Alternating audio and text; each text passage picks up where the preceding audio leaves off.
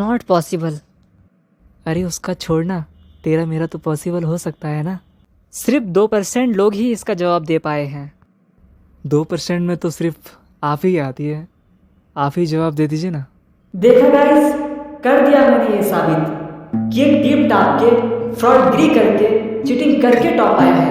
एक नंबर का चीटर है ये। और क्यों ना हो, ये मथुरा वृंदावन जैसे छोटे छोटे गांव में जो हिंदी मीडियम और गुरुकुल का स्टैंडर्ड है ना, वो यही हो सकता है जो इनका है। कभी सोचा आपने इस बंदे ने टॉप कैसे किया? 100 आउट ऑफ 100 कैसे शास्त्री जी? ये गीता पढ़ के, मंत्र पढ़ के, संस्कृत बोल के ना पंडित बन सकते हैं, इंजीनियर नहीं। Bloody primitive. नंदनी जी, आपने अपना तीसरा प्रश्न तो पूछा ही नहीं, मगर वो मैं पूछूंगा आपसे। अगर मैं संस्कृत बोलता हूँ तो मैं प्राचीन हूँ, अगर मैं हिंदी बोलता हूँ तो मेरी कोई वैल्यू नहीं, अगर बड़े शहर का हूँ तो बहुत क्लास हूँ भाई, और अगर छोटे शहर का हूँ तो ब्लडी प्रिमिटिव।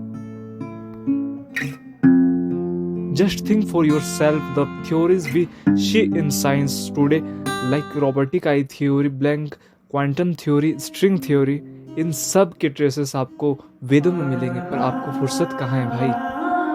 आप तो बस टेक्स्ट बुक्स में गिरी हैं। वेद पढ़ के तो आप पंडित बनेगी, इंजीनियर नहीं बन सकती।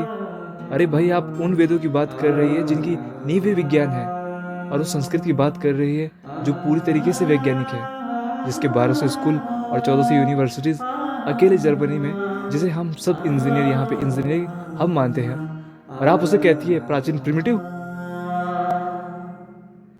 संस्कृत के जिस श्लोक से रॉबर्ट जी प्रभावित थे ना, वो भगवत गीता का था, और भगवत गीता जिसने कही थी ना, वो भी मथुरा वृंदावन के गुरुकुल से ही था।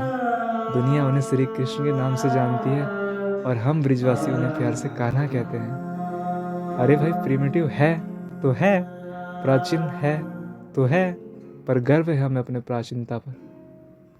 हाँ, आपके सर्टिफिकेशन के लिए आपके व्हाट्सएप के सवालों के जवाब दे देता हूँ।